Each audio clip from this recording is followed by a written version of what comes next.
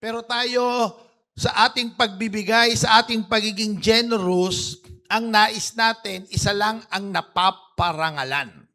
Isa lang ang na-honor. Ang nais natin ang na-honor sa ating pagiging generous, walang iba kundi ang Panginoong Yesus. Amen. Basahin po natin Proverbs chapter 11, verse 24 to 25. Ang sabi dito ng Bible, one person gives freely, yet gains even more. Another withholds unduly, but comes to poverty. A generous person will prosper. Whoever represses others will be repressed. Alam niyo, pag nabasa niyo itong Proverbs chapter 11, parang contradicting. Kasi sa atin, sa world na ito, kung gusto mong magkaroon, tago mo. Amen. Ang alam natin, pag tayo ay nagbigay, nababawasan tayo. At pag tayo ay nagtago, nagkakaroon tayo. Pero sa principle ng Panginoon, hindi pala ganun. In the principle of God's kingdom, kung gusto mong magkaroon ng mas marami, dapat nire-release mo. Sabi mo nga, release. Kung gusto mong mawalan, mag-withhold ka. Itikom mo ang iyong mga kamay. Generosity, pag pinag-usapan natin ngayong hapong ito, number one, generosity requires open hand. Ang sabi diyan, one person gives freely, yet gains even more. Ganun yung nga mga palad ninyo, mga kamay ninyo. Ang tawag diyan, open hands. Amen? Alam nyo, pag open ang kamay mo, nagbigay ka, walang nakakapagbigay ng nakaganon. Pagka nakaganon ang kamay mo, wala kang masasalo. Ang pangsalo, sarado o bukas na kamay. Ha? Kahit anong sports, baseball, ako pa ay nakapaglaro, hindi baseball, softball. Nung ako ay high school, naglaro po kami ng softball sa school, may softball, naglalagay pa kami ng gloves. No? Para yung kamay mo laging naka-open. At pag parating na yung bola, naka-open yan, at saka mo ikakatch, isasara. Hindi ka makakasalo pag ang kamay mo nakasara na. Amen. Kung ikaw ay naglalaro ng basketball, pinasa sa iyo ang bola, at nakaganon ang kamay mo, hindi mo masasalo ang bola. Kung gusto mong masalo ang bola, dapat ang kamay mo naka-open. Marami sa atin hindi nakakatanggap ng pagpapala ng Panginoon kasi ang kamay natin nakaganon. Generosity requires an open hand. Ano bang ibig sabihin ng open hand? Number one, dapat magkaroon tayo ng open heart. Bukas na puso. Ang generosity hindi nagsisimula sa laman ng bank account mo. So lahat po tayo, whether you are rich, you are poor, or kagaya ng Macedonian, pinag-aralan natin, nakakaranas ng extreme poverty, pwede kang maging generous. Di ba, pinag-aralan nga natin for 4 weeks, ang Macedonian, nakakaranas sila ng extreme poverty. Pag sinabi mo extreme poverty, wala. Pero, ang sabi ni Paul, itong Macedonian churches are very generous. Bakit? Because nagsimula ang generosity sa puso. Amen. We need to have an open heart. Pangalawa, we need to practice giving. Ang isang tao na generous, nagpa-practice ng pagbibigay. Amen. Kung paano ka gumagaling sa basketball pagka nagpa-practice ka, ganoon din sa pagbibigay. Dapat yan pinapractice mo. Generosity is an action word. Ang generosity hindi nakukuha sa desire. Last week, pinag-aralan natin, ang mga Corinthians, merong silang desire magbigay. Amen. For 1 year, sabi nila kay Paul, magbibigay kami. Sabi ni Paul, teka lang, 1 year ago pa yan. Nasaan na yung gusto nyong ibigay? Maganda yung desire ninyo, pero complete your desire by your action. Amen. Sino rito may desire kang magbigay? Alam mo, Pastor, one day, gusto ko makapag-support. Alam nyo, kung gusto mo makapag-support, hindi ka magsisimula next year. Magsisimula ka ngayon by practicing giving. Amen. By being generous. Anong amount man yan. Si Lord hindi tumitingin kung yan ay malaki. Ang tinitingnan niya yung puso mo na cheerful na nagbibigay. Pangatlo, embrace God's ownership. Sino ba ang may-ari? Sino ang may-ari? Si Lord o ikaw? Kaya minsan nahirapan tayong ibigay ang para kay Lord. Tingnan nyo parang merong isang nagtayo ng kumpanya. Ako ang gumastos. Ako ang nag-establish. At sabi ko, Alex, kukunin kitang manager. Doon sa kumpanya ko. Lahat ng makukuha doon, 90% sa'yo. Bigay mo lang sa akin 10%. Talo ka, panalo ka. Talo ka, hindi naman ikaw may-ari ng kumpanya. Wala ka namang ginawa para ma-establish yung kumpanya. Ima-manage mo lang yung pagpapatakbo ng kumpanya. Biruin mo, 90% sa'yo, 10% lang dun sa owner. Ang problema, kahit yung 10%, ayaw mong ibalik. Hindi nga ikaw may-ari. Anong sabi ng Bible? Psalm chapter 24 verse 1. The earth is the Lord. Lahat ng bagay sa mundong ito kay Lord. And everything, sabi nga natin yung salitang everything. Sa Tagalog ng everything, lahat. Minsan iniisip natin, ang para lang kay Lord yung 10%. Totoo naman para kay Lord yan. Pero sa totoo lang, lahat kay Lord. Amen. Lahat daw ng lahat ng nasa mundong ito kay Lord. The world and all who live in it. Yung buhay mo kay Lord. Yung pamilya mo kay Lord. Hindi lamang yung mga bagay. Lahat ng nabubuhay sa mundong ito, sino raw may-ari? Si Lord. Kaya yung iba nahihirapang magbigay, hindi nating ma-embrace kung sino talaga ang may-ari. Kasi pag kaya mong i-embrace, tatanungin mo si Lord, Lord, para saan ba to? Kanino ko ba ibibigay to? Kaya yung iba hirap na hirap magbigay. Pagka magbago sila, pagka may nakuha sila, isipin nila, ano kayo mabibili ko rito? Pero when you begin to embrace and understand that everything in this world belongs to the Lord, kaya mong i-release. Kaya mong ibigay. Amen. Number 4, letter N. Mapapansin nyo, open yan. Nurture a giving spirit. I-nurture mo yung giving spirit. Huwag mong hayaan yung heart mo, yung buhay mo, yung spirit mo, takot kang magbigay. Pag sinabi nating nurture, alagaan. Pag sinabi mong nurture, palaguin. Amen. The word nurture, para kang nag-aalaga ng halaman. No? From seed, na tutubo yan hanggang mag-plant, hanggang maging mabunga yan. Ganon din sa ating pagbibigay. Nino-nurture mo yan, inaalagaan mo ang pagbibigay mo. Kaya nga ang sabi ni Paul, as you excel in everything, also excel in the area or in the grace of giving.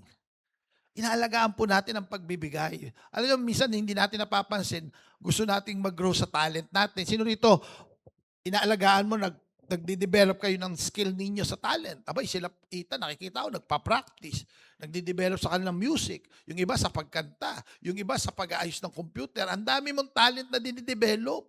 You want to excel in what you do. Pero hindi natin nakikita bilang mga anak ni Lord, kailangan nino-nurture din natin, nag-e-excel tayo sa ating pagbibigay. Pag sinabi nating nino-nurture, pag sinasabi nating ine-excel, pumupunta ba tayo sa ating next level pagdating sa pagbibigay? Si Pastora nung isang buwan ay sabi sa akin, Pastor Jun, kailangan mag-increase na tayo ng giving. Alam ko may gagawin si Lord. Kailangan tayo mismo nag-i-increase tayo sa level ng giving natin. Tingnan mo yung katabi mo, nag-increase na ba giving mo? Nag-excel ka na ba? Nagpunta ka na ba dun sa next level? It's about generosity. Amen. It's about giving the best for the Lord. Sabi ng Matthew chapter 10, verse 8 and 9. Heal the sick, raise the dead, cleanse those who have leprosy, drive out demons. Yan po ang ating ministry. PhD. Ano yung PhD? Preach the gospel, heal the sick, deliver the captives. Iba yung sabi ng Bible, freely you receive, freely you give. Malaya kang nakatanggap, abay malaya kang magbigay.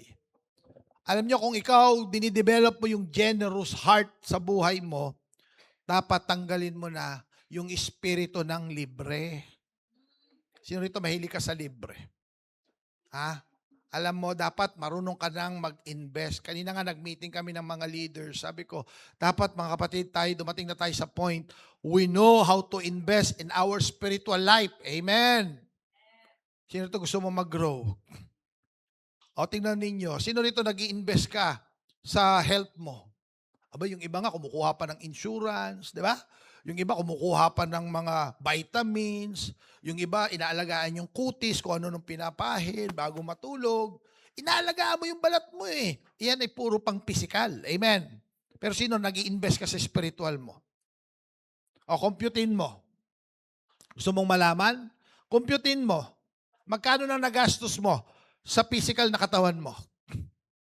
O magkano binabudget mo sa pagkain every month? O sabihin mo na, gumagastos ka ng 10,000 sa pagkain every month. No? O ba, 10,000 every month sa pagkain pa lang. O, sa mga pinapahid-pahid mo, kung nagsya-shampoo ka, nagtututbrush ka, puro pang physical yan. Amen. Magkano ginagastos mo sa spiritual mo? O, di ba? Minsan, papunta pa lang ng church, ayaw mo pang mag-invest ng pamasahe. Nanghihinayang ka pa. O meron tayong gawain dito, pupunta tayo sa ganito. Nako, gastos pa. Pag hindi libre, may mga Kristiyano, pag hindi libre, ayaw pumunta.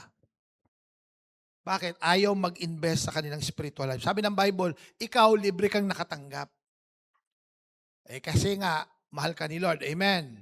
Pero dapat, magbigay ka rin. Freely give. Parang ganito yan. Maaring ikaw nakatanggap ka ng libre sa Panginoon, hayaan mong ikaw mag-release ka rin ng libre do sa mga taong pinaglilingkuran mo. Minsan may mai-invite ka dito, kailangan sunduin mo. Investment yan eh. Amen. An open hand says, Lord, whatever you give me, I will use for your glory. Anong binigay sa iyo ng Lord na gusto mo dapat magamit para sa glory ni Lord? Meron ka bang nasa kamay mo? Nahawak ngayon? Gamitin mo kay Lord yan for the glory of God. Lord, whatever you ask me to release, I trust you with it. Pag sinabi ng Panginoon, anak, yung pera na yan, pinadaan ko lang sa iyo yan, i-release mo. Kaya mo bang i-release? Minsan, may bonus eh. Teka, laki naman nito, Lord. Ba't may malaking perang dumating sa akin? Para saan ba to, Lord? Minsan tayo, uy, tara, swimming, tara, mall. Bakit may extra? Hindi mo muna isipin, Lord, bakit mo pinapadaan sa akin ito? Minsan sabihin talaga sa'yo ng Lord, anak, pinadaan ko sa'yo yan. Enjoy. Di ba? Ang Lord naman hindi madamot eh. Pero may mga pagkakataon, sabi ng Panginoon sa'yo, anak, i-bless mo yun. Anak, itanim mo yan sa ministry. Pinapadaloy lang sa iyo ni Lord. Sino rito you want to be a blessing to others? Amen. Lord, make me a blessing to others. Sabihin nga natin, Lord, make me a blessing to others. Yan, masarap. Tayo ipagpapala. Sino rito gusto mo maging pagpapala sa pamilya mo? Ayan. Sa mga estudyante, wag puro pakabig. No, maging pagpapala tayo sa mga magulang natin. Amen. Tulungan natin ang mga magulang natin na sila'y nakakapag-invest para sa kaharian ng Panginoon. Nakakapagtanim sila. Number 2, generosity. Anong maganda sa generosity? Alam niyo mga kapatid ko, ano? Generosity removes selfishness. Ang generosity nakakapagtanggal ng selfishness. Ang sabi ng verse 24, another withholds unduly, but comes to poverty. Ang natural tendency ng tao, isipin ang sarili. Isipin ang comfort. Amen. Isipin ang para sa kanya. Alam niyo ang nagtatanggal ng selfishness sa katawan ng tao? Generosity. Once a person learn to be generous, naaalis ang selfishness. Bakit? Number one, selfishness create spiritual poverty.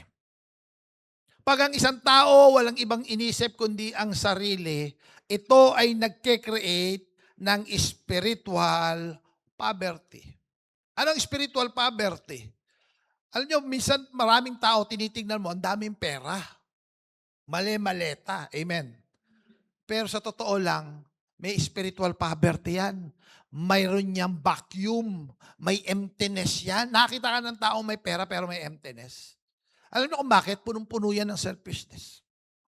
Selfishness will create spiritual poverty, will create emptiness, will create vacuum in your life. Marami kang pera, wala ka namang kapayapaan. That's why in Luke chapter 12 verse 15, it said, then he said to them, watch out, be on your guard against all kinds of what? Greed. A man's life does not consist in the abundance of his possession.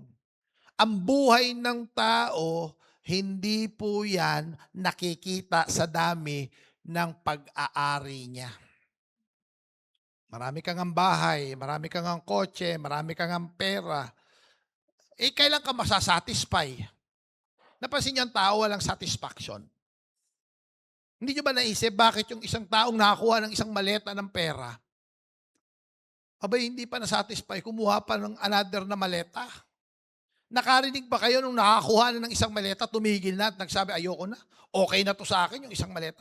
Kung kayo, tatanong ko ngayon kayo, iisipin nyo, sa isip nyo lang ha, okay na sa'yo ang isang maletang pera. Tama, mali? Akala mo lang yun. Bakit? Kasi pag nagsimulang pumasok ang greediness, ang selfishness, yung isang maleta kulang yan. Bakit? Anong sabi ng Bible? Ecclesiastes chapter 5 verse 10. Whoever loves money, o tingnan nyo, sabi ng Bible, never has money enough. Ang taong mahal ang pera, kahit kailan, hindi nagkakaroon ng enough na pera. Whoever loves wealth is never satisfied with his income. Ganun pala yun, ano? Ang taong gahaman sa pera, ang taong naghahanap ng pera, kailanman hindi yan masasatisfy. Kaya sabihin ko sa inyo, kahit ilang maleta pa yan, kulang yan. Greediness, listen to this. Greediness never satisfy. Ang appetite ng greediness, hindi nawawala. Grabe appetite niyan. Walang kabusugan yan. Nasubukan mo na bang parang may gusto kang kainin, may cravings ka. Parang gusto kong kumain ng hamburger. Di ba? Tapos bumili ka ng hamburger na malaki, champ. Kaya pagkain mo, parang naumay ka. Kala ko ba gutom ka? Gusto mo ko? Naumay na ako, busog na ako. Kasi nabusog ka, amen? Buti yun, nakakabusog. Ang problema mo sa greediness, sa selfishness, walang kabusugan yan. Kaya tayo, kung gusto nating mapalaya doon sa greediness, doon sa selfishness, doon sa pagiging makasarili, ang sagot po dyan, mga kapatid, generosity. Amen. Alam mo ngayon, nangyayari sa bansa natin, gusto mo magkaroon ng gusto mo magkaroon ng pagbabago sa bansang Pilipinas? Ang tindi ng greediness sa Pilipinas. Grabe. Nung nakita ko yung mali-maletang pera. Siyempre, may amlak hindi mo pwedeng ipadaan na sa bangko ngayon no? Ang ginagawa nila, pinapadaan nila sa mali-maleta na lang. Tapos dinideliver sa mga bahay. Sabi ko, grabe namang kasakiman yan. Tapos makikita mo yung mga ninakawan, namamatay, nasisira mga ari-arian dahil sa flood control. Dahil sa greediness ng tao. Number 2, fear often fuels withholding. Ba't ang tao nagwi-withhold? Ba't ayaw i-release? Ba't ayaw magbigay ng tithes, ng offering, ng honoring? Ba't ayaw i-release? Kasi nga, may fear, may takot. Pag lumabas na yung bill sa kuryente, bill sa tubig, eto, naku, mag-jujun na naman. Anong meron sa June? Pasukan. Diba? Nag-uusap nga kanina yung mga nanay, nako, pambili ng notebook, pambili ng gamit sa school, pambili ng bag. Nako, ang daming bibilin. Mga anak ko nagsasabi na, Mami, kailangan ko ng sapatos. Mami, kailangan ko. Nako, sabi ko, yan na, gastos na. Pag ikaw inisip mo ang daming gastos, matatakot ka na. Ang mangyayari ngayon, Lord, pautang muna, Lord.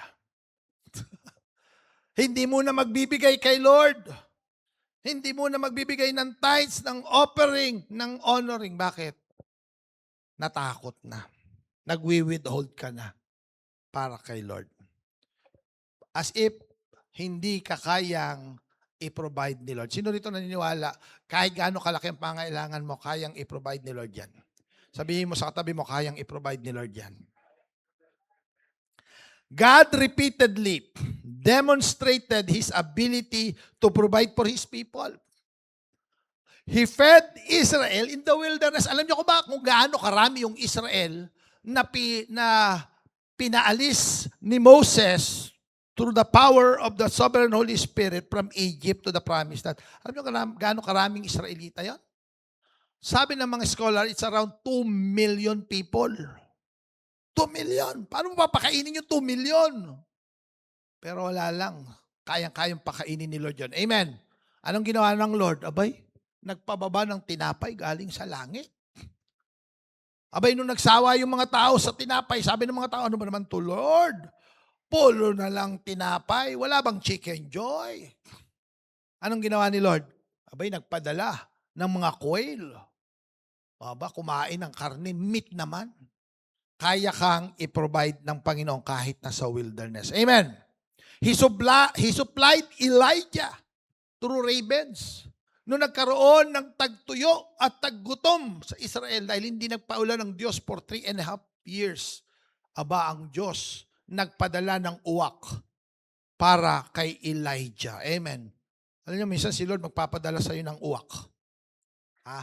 Ano yung uwak? Alam niyo ba ang uwak? Tingnan niyo, what is the irony of a raven? Alam niyo bang ang raven ang isa sa pinakamadamot na ibon? Scavenger ang raven Pag kumuha yan, gusto niya sa kanya lang, sakim na ibon yan. Pero sino ang ginamit ng Diyos para magbigay ng provision kay Elijah? Raven. Uwak. Kung sabihin magpapatalo ka pa sa uwak, sabi mo nga sa katabi mo, huwag ka magpatalo sa uwak. Ang uwak na kilala na madamot na ibon, naging giver, naging generous kay Elijah. Tayo pa.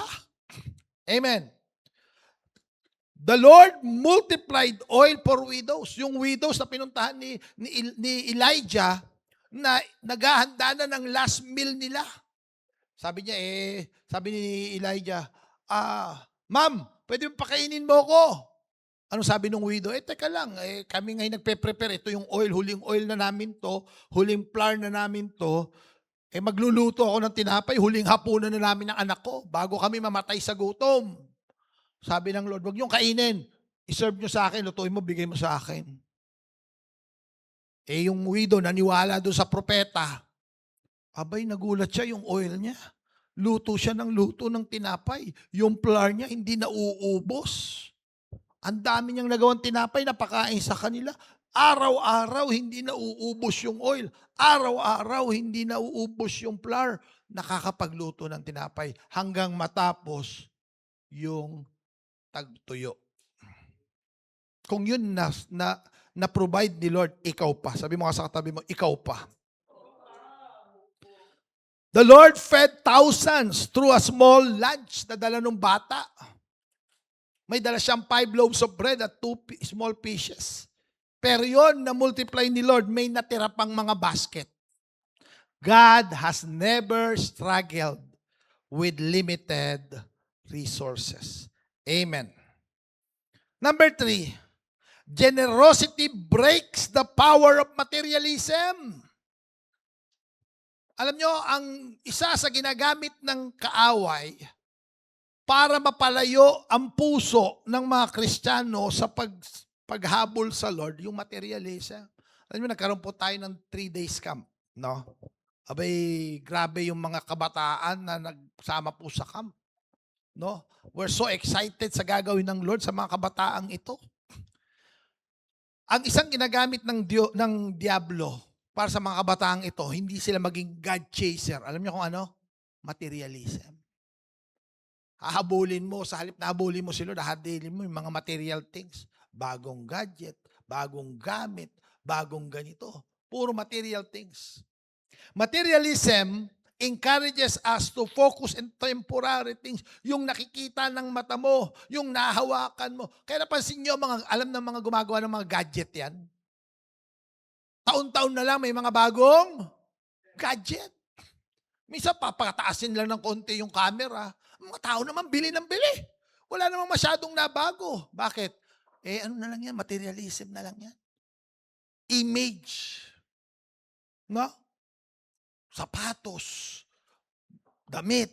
We want to be consumed by materialism.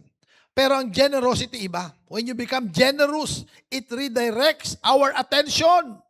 Yung focus mo, yung attention mo, towards eternal treasures. Nagtatanim ka na sa eternal things.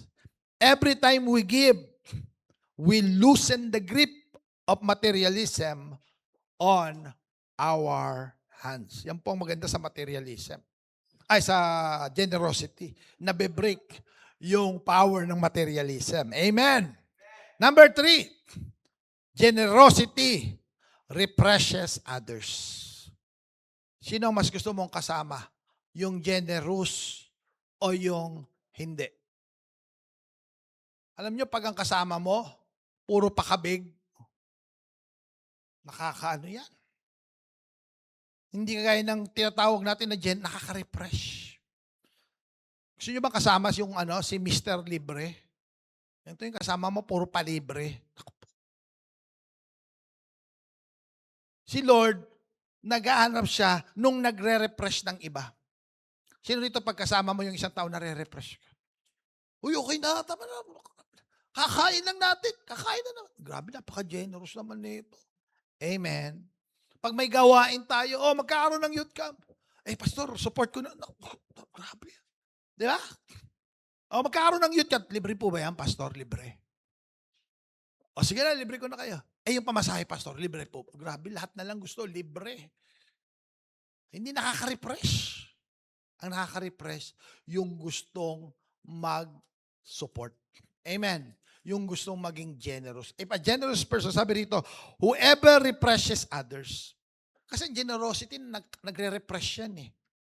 How do we refresh others? Number 1, para makapag-refresh kayo ng ibang tao. Tingnan nyo, recognize needs. Maaari ngayon, may pinagpe-pray kayo sa Breakthrough 100. Alam niyo ang susi para ma-win natin yung mga gusto nating ma-win? Be generous to them. Maging refresh kayo sa kanila. Yung nakaka-refresh kang kasama. Paano? Number 1, recognize the need. Ano bang need niyan? Ano bang kailangan niya? Number 2, encourage through action. Nakita mo yung need.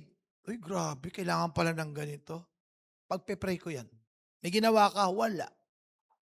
Magandang ipag-pray mo, pero dapat meron kang action. Sabihin nga natin yung word na yun, action. Ano mas nakaka-encourage? Desire o action? Alam mo, na-encourage ako sa desire mo. 1 year na nga yung desire mo na yan na tumulong sa akin. Di ba? Or yung talagang nag-apot ng tulong, ano mas nakaka-encourage? Mas nakaka-encourage yung may action. Pero yung puro desire, kulang. Number 3, feed the hungry. Pakainin mo yung mga nangangailangan. Minsan may mga bata, nanghingi ng pagkain, pakainin mo, bigyan mo. May mga nangangailangan. Tingnan mo ang katabi mo, mukha bang gutom? Kainin mo. Number 4, restore hope. Magbigay ka ng pag-asa. Alam nyo, minsan may mga tao nawalan na ng pag-asa kasi ang daming problema, ang daming mga pangailangan. Tayo bilang mga anak ng Diyos, mag-restore tayo ng hope. Alam nyo ba, tumutulong ka sa mga tao, nare-restore ang hope ng mga tao na yan. Extend grace. Mag-extend tayo ng grace sa mga taong gusto nating tulungan. Minsan kasi may mga tinutulungan tayo. After natin tulungan, walang utang na loob pa. Minsan madi-discourage ka. Ano ba naman to? Tinulungan ko na. Parang ako pa masama. Teka, extend grace. Sabi mo nga sa katabi mo, extend grace. Amen? Parang yung isang tinulungan niya, ano bang problema mo? May utang ako eh. Nako. Eto, nakakita na kayo ng ganito. May mga tao palang ganito. Ang problema, kukulangin yung kanyang budget. Kasi nga namumuhay beyond their needs or beyond their means. Ano yung ibig sabihin na namumuhay beyond their means? Halimbawa, ang salary ay 20,000. Pero ang gastos niya, buwan-buwan, 25,000. Ano ang tawag mo doon? Living beyond their means. Di ba? Kasi ang kakayanan lang nila, 20,000. Pero ang nagagastos sila buwan-buwan, magkano? Anong gagawin nun? Ito gagawin nun. Mangungutang. Mangungutang yun. Ngayon, mangungutang to.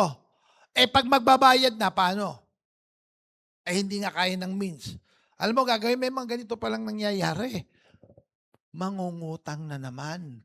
Yung utang, ipangbabayad ng utang. At dahil hindi na naman mababayaran yung pangalawang utang, mangungutang na naman. Ako po, ang nangyayari, nababaon na sa utang. Kasi yung utang, pinambabayad na lang ng utang para pambayad ng utang. Grabe, baon na sa utang. Interest pa lang.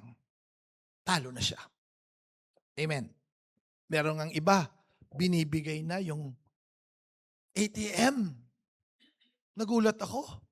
Pastor, alam mo, binigay ko na nga yung ATM ko doon sa opisina ko. Bakit? Ang laki na ng utang ko.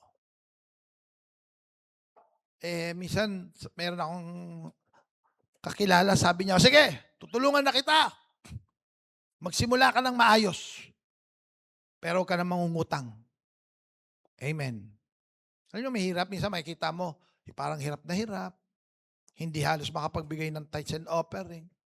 Pero pag nakita mo sa church, may dalang soft drinks, may dalang chichirya. Teka lang, kala ko ba may problema to sa pera? Sininiwala, dapat matuto tayo mag-manage ng finances natin. Amen. Pero ikaw, generous ka, you also extend grace. Sabi ko nga kay Pastora, Pastora, mahirap kasi, pwede kasing nakasanayan sa pamilya. Amen. Kasi po kami sa mga anak ko, nandito yung mga anak ko, never namin silang sinanay. Napalahingi, palapunta ng tindahan. Hindi nga kilala ng mga tindahan yan eh. Si Philip lang. Ang kilala ng tindahan. Bakit? Hindi namin sila in-encourage. We know, alam nyo ang isang number 1 magic word namin? We know how to say no. Amen. Pag no. Bakit? Kasi minsan na-alter na yung budget, doon dapat pangtanim mo kay Lord, nagagalaw mo na. Hindi ka na maging generous kay Lord, hindi ka na nakakapagbigay ng tithes and offering mo, puro ka na gastos ninyo. Kinain nyo na lahat. Tapos gusto mo pagpalain ka ni Lord. Kaya sabi ko, anak, uunahin natin yung para kay Lord.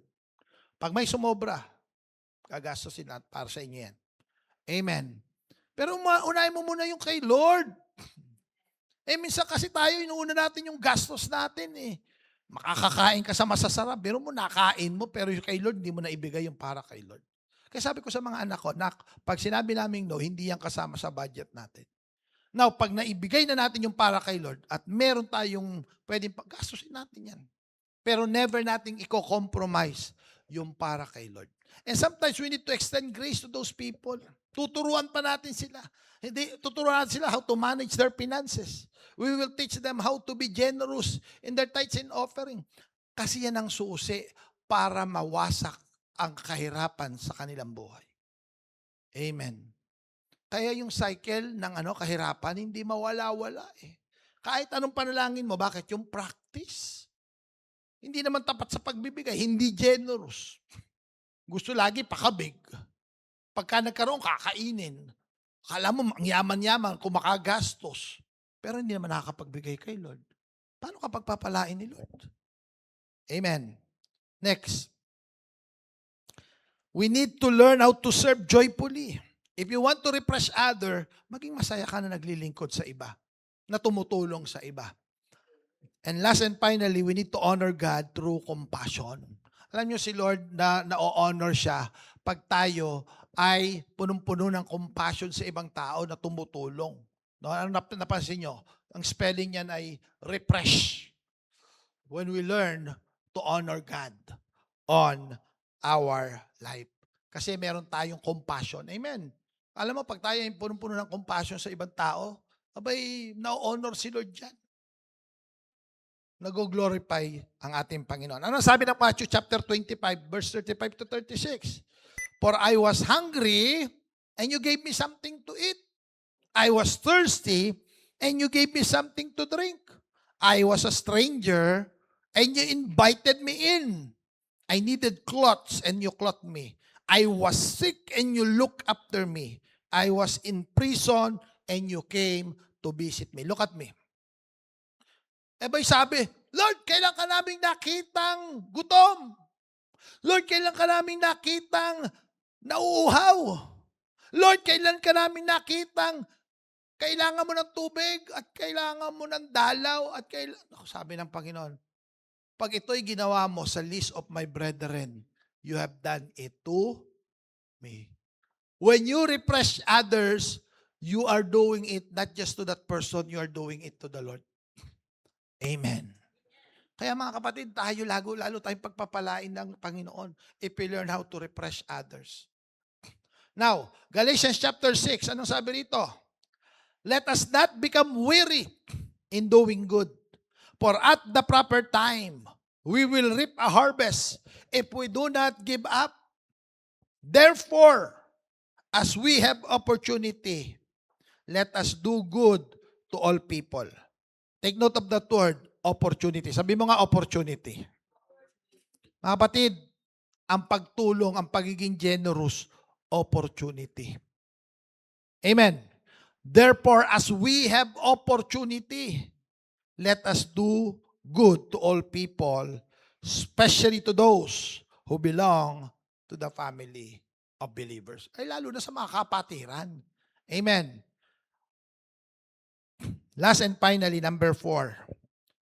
Generosity releases God's refreshing. Ang sabi rito, a generous person will prosper. Whoever refreshes others will themselves be refreshed. Alam niyo ang maganda rito, pag nag-refresh ka ng ibang tao, nagbigay ka, si Lord ang magbabalik sa'yo. And the truth is this, ibang magbalik si Lord. Ibang mag-refresh si Lord. Lagi nating naririnig, we can never outgive God. Why? Napaka-generous ni Lord. Sabi nga ng Bible kung hindi ipinagkait sa'yo ang kaisa-isa niyang anak, ano pang bagay ang hindi kayang ibigay ng Diyos sa atin? Kung ang ating Panginoong Hesus hindi ipinagdamot sa'yo ng Diyos, ano pang kaya mong hingin sa Kanya na hindi niya ibibigay sa'yo? God can release the blessing in your life. Sino rito naniniwala kaya kang bigyan ng Panginoon ng blessing of finances? Kung ano man ang nare-receive mo ngayon, kayang doblehin ng Diyos yan. Amen. Kaya lang, the principle is this, he who refreshes others will be refreshed himself. Ang maganda doon, yung pag-refresh sa buhay mo, manggagaling na yan, hindi sa tao. Manggagaling na yan kay Lord. Yung iba, hindi tayo narireleasean ng blessing ni Lord. Kasi hindi tayo marunong mag-release. Hindi tayo marunong mag-refresh. Hanggang dyan ka na lang. Alam niyo mga kapatid, if I can just allow you to really experience kung ano yung naghihintay na pagpapala sa iyo, kung magiging tapat ka lang, kung magiging generous ka lang sa mga resources na pinagkatiwala sa ng mga tao. Kaya lang nalilimitahan ka, kapatid. Kasi hindi mo kayang i-release yung para kay Lord. Hindi tuloy ma-release yung refreshing power of God in your life. Sino rito gusto mong ma-releasean ka na magandang kalusugan? Release God's refreshing. Sino rito gusto mong magkaroon ng magandang future ang pamilya mo? Release. Refresh others. Learn to release. Paano mag-release? Ganun ba ang pag-release? Nagsimula tayo open. Amen. Ang pag-release i-open. Huwag pa ganun. Ang pag ganun, pag tumatanggap ka, gumaganon kayo. Amen. Pero kung gusto mong mag-release, open mo yung kamay mo. Ang maganda pag open ang kamay mo, may paglalagyan si Lord sa nais niyang ibigay sa iyo. Kapatid, kaya hindi mabigay ni Lord yung gusto niyang ibigay sa iyo. Laging nakagano ng kamay mo eh. Ang problema, pag nirelease mo, gumaganon kaya. Parang ayaw mo eh. Wini-withhold mo. Kaya sabi ng Bible, yung nag-o-open, yung nagbibigay, lalong yumayaman. Amen. Pero yung nag-withhold unduly comes to poverty. Ngayong hapong ito, let us allow God to release His blessing in our life. Alam nyo, for 5 weeks, nag-usap tayo about generosity. I pray na wala lang kayong natutunan. Pero you will begin to practice yung generosity sa buhay nyo. Tingnan niyo. Ito nakukuha natin. Bigay mo yung para kay Lord. Be generous in what God has entrusted in your hands. Ang hinihingi naman sa iyo ng Lord, hindi yung wala sa kamay mo eh. Hindi ka hinihinga ng Diyos na maging generous ka doon sa wala ka. Nagiging generous ka kung anong meron ka. Alam mo, meron kang 10 piso. Nagbigay ka ng 5 piso. Is that being generous? But yes, 50% yun eh. Amen. May 1,000 ka, nagbigay ka ng 5 piso. Is that being generous? So generosity is not about what you don't have. Anong nasa kayo mga? Are you generous on what God has entrusted to you? Pwede ba tayong tumayo ngayong hapong ito?